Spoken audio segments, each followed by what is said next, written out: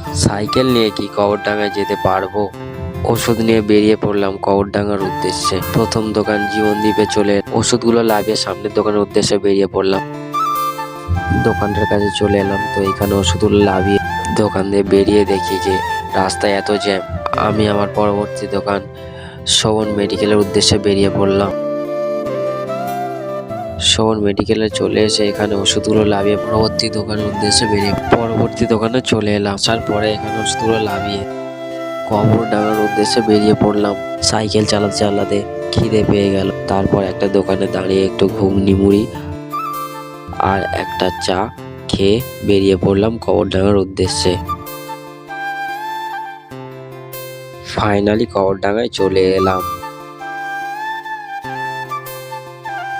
এখানে ওষুধগুলো লাভিয়ে আমি আবার বাড়ির উদ্দেশ্যে বেরিয়ে পড়লাম।